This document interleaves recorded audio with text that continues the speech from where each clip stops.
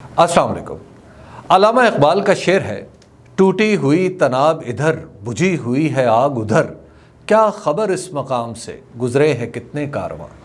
इस शेर की तस्वीर मैंने ज़मान पार्क लाहौर में इमरान खान के घर के इर्द गिर्द देखी। 14 मार्च को शुरू होकर 15 मार्च तक जारी रहने वाला पुलिस ऑपरेशन थोड़ी देर पहले ही ख़त्म हो चुका था। नहर वाली सड़क पर खुश्क दरख्तों के तने सुलग रहे थे। एक मोटरसाइकिल थी जो मुकम्मल तौर पर जल चुकी थी। चेहरे पर लगाने वाले मास्क, पानी की खाली अध भरी बोतलें, कुछ ऐसे जूते जिनका दूसरा पैर न जाने कहाँ था, फैले पड़े थे। बहुत से पत्थर बिखरे हुए थे और सड़क के साथ साथ छोटे छोटे गड्ढे पानी से भरे थे जो वाटर कैनन यानी तोपे आब की याद दिला रहे थे। यूँ लग रहा था कोई लश्कर यहाँ से फातिहाना गुजरा है जो इतनी तबाही फैला गया है, या कोई सिपाह यकायक मोर्चे छोड़कर भागी है और उसे कुछ साथ ले जाना याद ही नहीं रहा।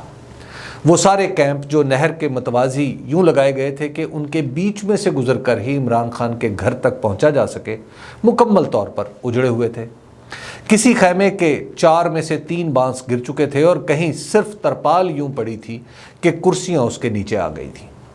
मॉल रोड से धर्मपुरा तक लोग तो बहुत थे, मगर एक अजीब सा वीरान मंजर था।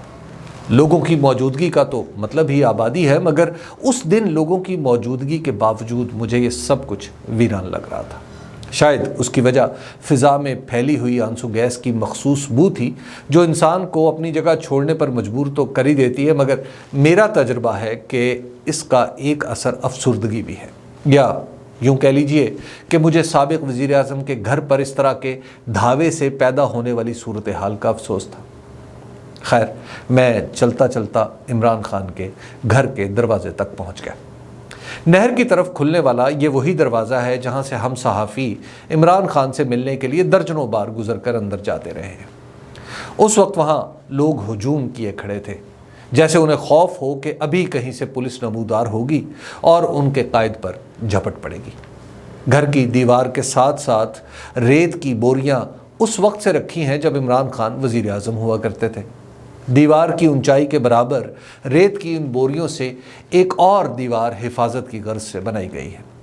रेत की इस दीवार पर कुछ लोग हाथों में बांस के डंडे लिए खड़े थे और उनके चेहरे से आया था कि वो बग़ैर किसी हिफाजती आड़ के अपने इसी मोर्चे पर डटे हुए हैं।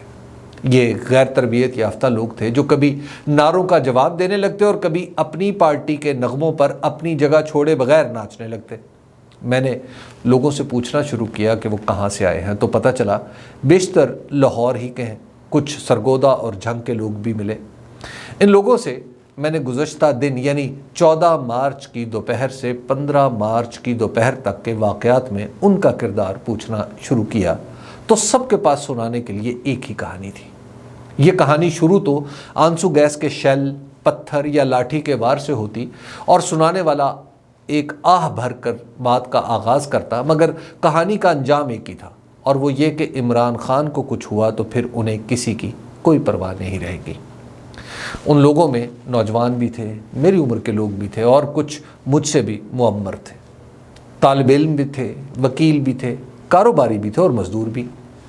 इमरान खान से मोहब्बत उनका मुश्तरका असासा तो थी ही, मगर उनकी ज़बानें कुछ लोगों के बारे में बात करते इतनी तल्ख़ हो जाती थी कि उनकी कड़वाहट मुखातिब के हलक में भी कड़वाहट घोल दे। इस्लामाबाद पुलिस की मुआवनत के लिए पंजाब पुलिस का ये ऑपरेशन पाकिस्तान की तारीख़ में किसी एक शख्स की गिरफ़्तारी के लिए होने वाला सबसे बड़ा और सबसे तवील ऑपरेशन था।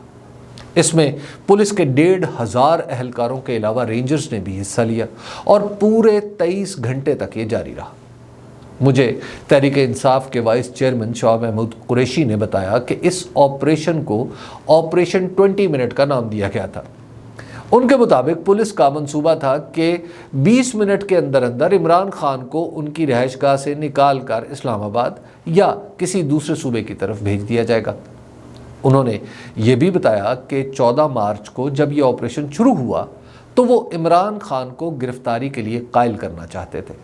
उन्होंने इस्लामाबाद से आए DIG शहजाद बुखारी से इस बारे में बात की और कुछ वक्त लेकर अंदर चले गए। انہوں نے عمران خان کو دلیل دی کہ اگر تحریک انصاف نے گرفتاری میں زیادہ مزاحمت کی تو حکومت اسے بہانہ بنا کر پنجاب کا الیکشن ملتوی کرانے کی کوشش کرے گی۔ ابھی بات ہو ہی رہی تھی کہ کمرے کی کھڑکیوں سے آنسو گیس کے شیل ٹکرانے لگے۔ کمرے سے باہر لان میں ہر طرف آنسو گیس پھیل گئی اور چند ہی لمحوں میں گھر کے اندر بھی یہی صورت ہو گئی۔ نوجوانوں نے کوشش کر کے اندر کچھ شیلفز پر گیلے کپڑے ڈالے تاکہ آنسو گیس وہاں موجود لوگوں کو زیادہ نقصان نہ پہنچا سکے۔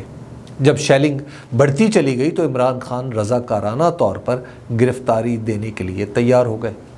انہوں نے ہم چند صحافیوں کو بتایا کہ انہیں اپنے کارکنوں کے زخمی ہو جانے کا خوف تھا اور پھر ضلع شاہ کی موت کا واقعہ بھی ہو چکا تھا، اس لیے وہ کوئی خطرہ مول لینے کے لیے تیار نہیں تھے۔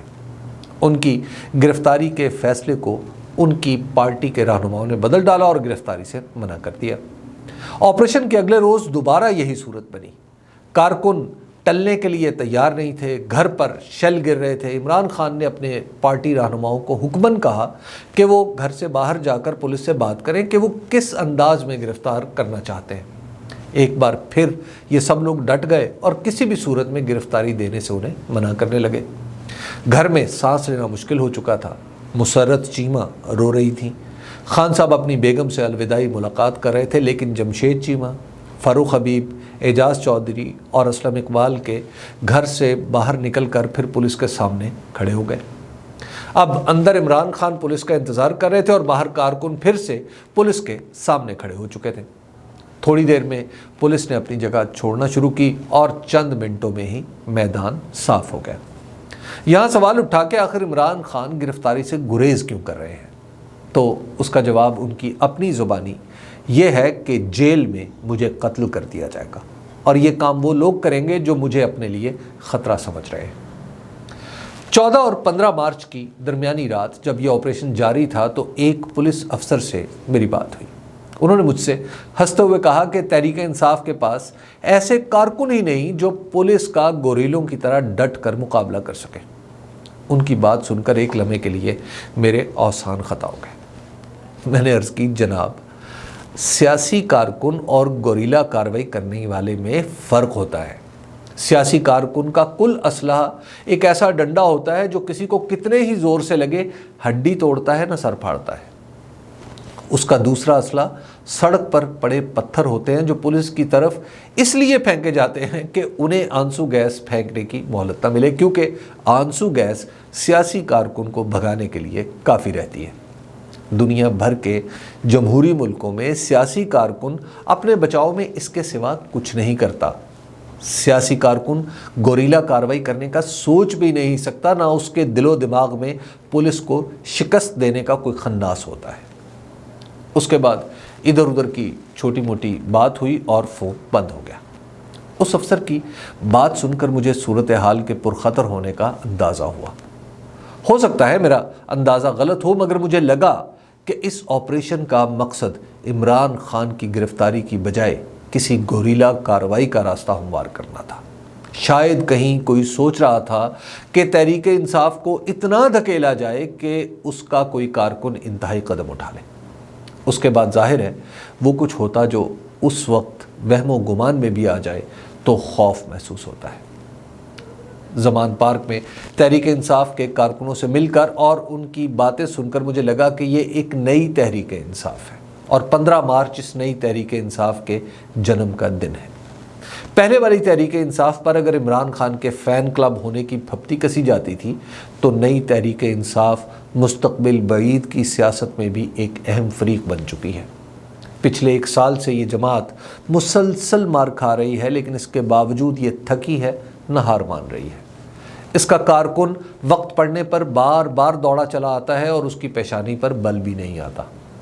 15 مارچ کے بعد یہ جماعت اس مرحلے میں داخل ہو چکی ہے جہاں اسے نظر انداز کر کے کوئی فیصلہ نہیں کیا جا سکتا۔ اب اسے فی الحال کسی کی مدد کی ضرورت نہیں، البتہ باقی سب کو اس کی ضرورت پڑے گی۔ عمران خان نے سبھی سے بات کرنے کے دروازے کھول رکھے ہیں، مگر یاد رہے کہ تالی ایک ہاتھ سے نہیں بجتی۔